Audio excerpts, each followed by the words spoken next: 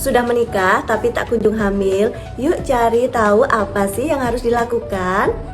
Hai, assalamualaikum. Balik lagi di channel aku, Lara Kristika. Di video kali ini aku akan berbagi sedikit tips tentang kehamilan buat kalian yang sudah menikah tapi tak kunjung hamil. Simak sedikit tips dari aku ya. Simak video sampai akhir.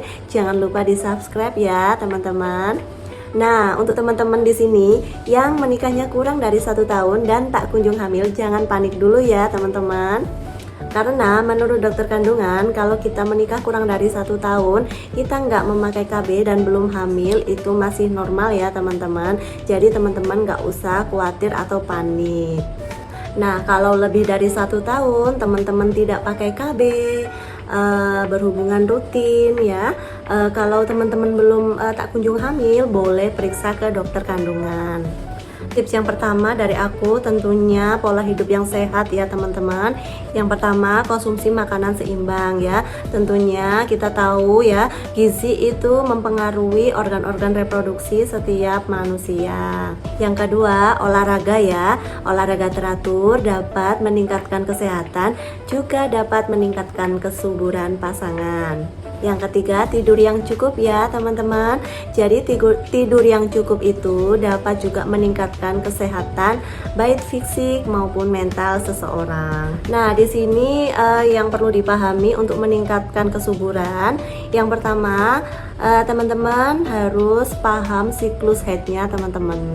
Jadi teman-teman bisa menentukan itu masa suburnya kapan, seperti itu. Nah, siklus haid yang normal itu sekitar 21 sampai 35 hari ya. Normalnya biasanya 28 hari ya teman-teman. Jadi kalau siklus haidnya teman-teman itu 28 hari, bisa ditentukan masa suburnya sekitar hari ke-14, 15, 16, 17. Nah, di hari-hari tersebut bisa dimanfaatkan untuk berhubungan karena di hari itu teman-teman lagi subur, seperti itu.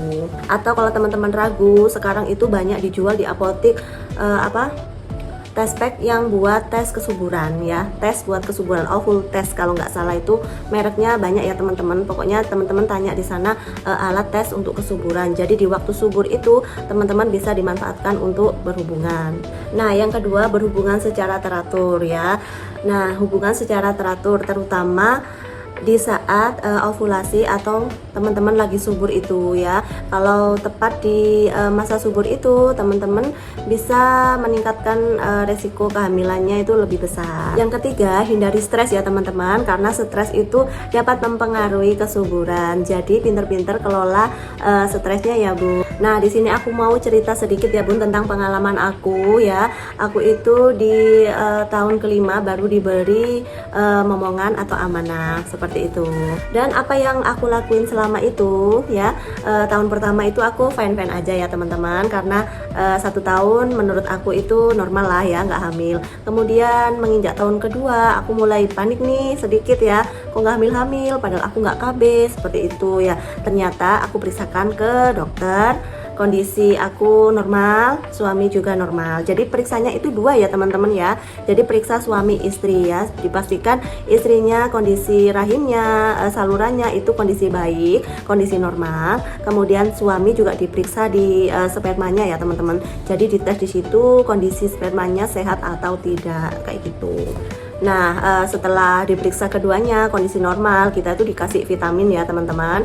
Kita dikasih suami istri vitamin, minum vitamin. Aku itu berobat sekitar 1 tahun lah teman-teman ya. 1 tahun itu kok nggak kunjung hamil, seperti itu.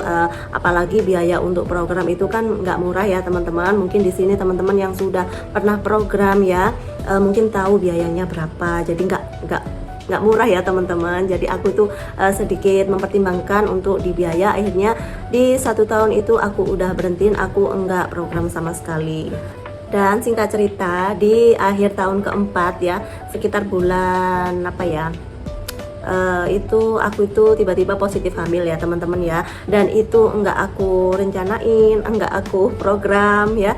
Jadi aku itu udah aku biarin gitu aja. Setelah aku program ya, yang tahu kondisi suami baik-baik saja, kondisiku baik-baik saja. Terus udah program selama 1 tahun dan aku berhenti gara-gara biaya ya teman-teman. Itu udah Habis itu aku pasrahin teman-teman ya, aku pasrahin, aku berdoa, sedekah, sering sedekah, terus minta maaf ke kedua orang tua, kedua mertua. Jadi mungkin ada sesuatu yang menghalangi proses kehamilanku, jadinya aku berpasrah diri.